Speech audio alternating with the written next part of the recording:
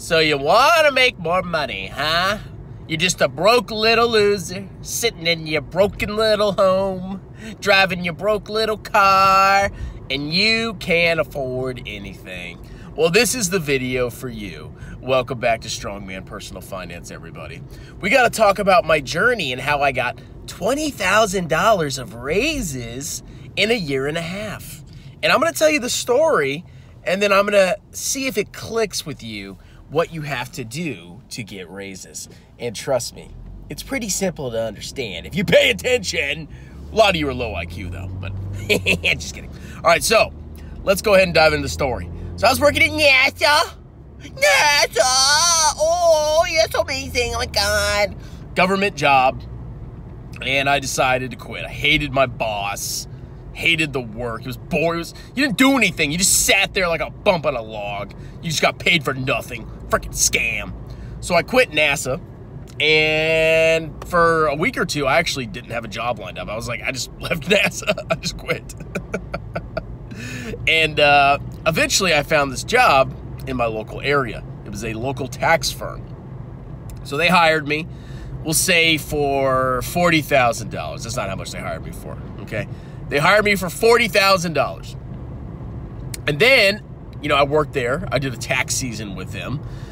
But I noticed some weird things going on, okay? Well, not weird things, but very antiquated things going on. Like they were very paper focused. They were very, it was impossible to telework with them. They weren't very, I guess, in the modern age. Like I literally, every time I did a tax return, I'd have to print it, like print the entire return out, like all the work papers or whatever, and literally go and check them off. Now the firm was great, like the partners were smart, great. I really have nothing bad to say about it, except the antiquated thing. But I was like, yeah, I just had my second kid, and I was getting up every freaking morning. I was dying. And I was like, hey, I gave my 2-week notice. I was like, hey, I gotta leave. And they were like, hey, no, don't go. Don't go, no. We'll allow you to telework, and we'll give you a $5,000 raise. So I said, okay. So I decided to stay at the firm. Because, I mean, I liked it overall, besides the paper thing. So now I'm making $45,000, right? And that came from basically saying I'm leaving. But they loved me so much, you know, they didn't want me to go. And then after about a week or not a week, I'd say like a month or two of teleworking, I realized it wasn't going to work. Because what I would have to do is they had these big files, right? These huge files.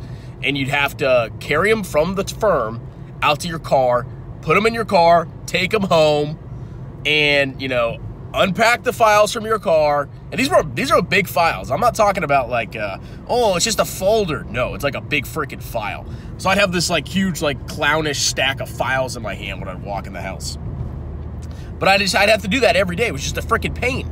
And, you know, despite the idea that I'm teleworking, I would literally have to go in and every day to like drop off files, pick up more files. It was like, it wasn't really teleworking. So eventually I was like, hey, this isn't working. I have to leave. And, you know, well, one of the partners was fine with it. The other one was not happy with me. But I left, okay?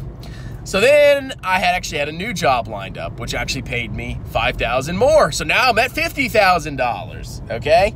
I'm making $50 grand, 100% remote. I worked there, did a tax season, fully remote. I mean, very, very convenient. I sat in my garage. But there were a couple reasons that I wanted to leave. And the big one was working from home actually, after a while, wasn't as great as I thought it was going to be. And the reason that is because I had 2 young kids running around screaming. I'm in the freaking garage. There's just noise everywhere. It was a complete freaking disaster. So I was like, you know, and there's other reasons too I won't get into. But basically I was like, okay. I was there about 6 months, and I said, you know what? It's time for a change. So I started applying for jobs, right? And it took me a little bit, but I eventually found one that paid $10,000 more, okay? So now I'm going from $50K all the way up to $60K. That's right, ladies and gentlemen. So in the course of like a year and a half, I hopped, how many jobs? This is my 3rd job in a year and a half. I guess you could call it 4 if you include NASA. But I've hopped jobs for the past year and a half, and while it doesn't look good on your resume, I was still able to get hired. And I was still able to get pretty good freaking raises, okay? So overall, it really worked out for me. So what I'll say is, you have to, and, you know, because I want to give you hints here. I don't want you guys to, like, you know, be lost in the sauce.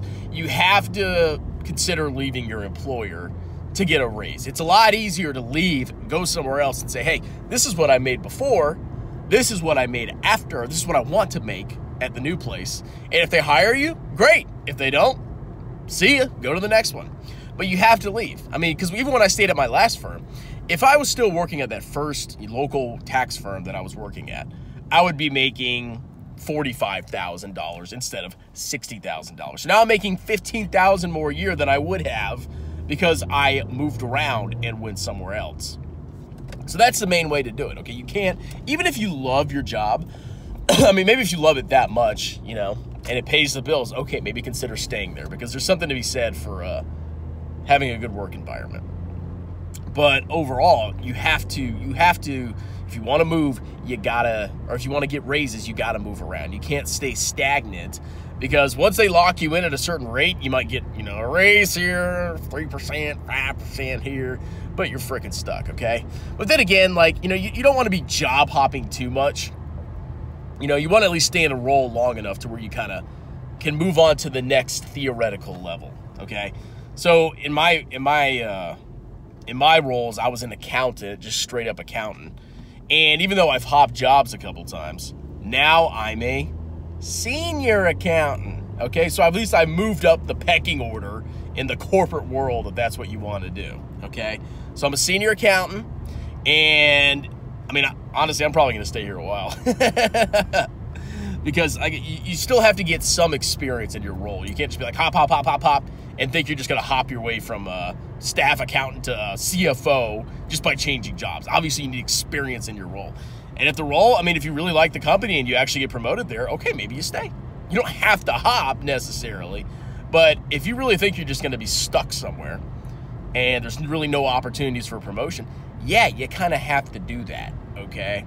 And people in the workforce understand, okay?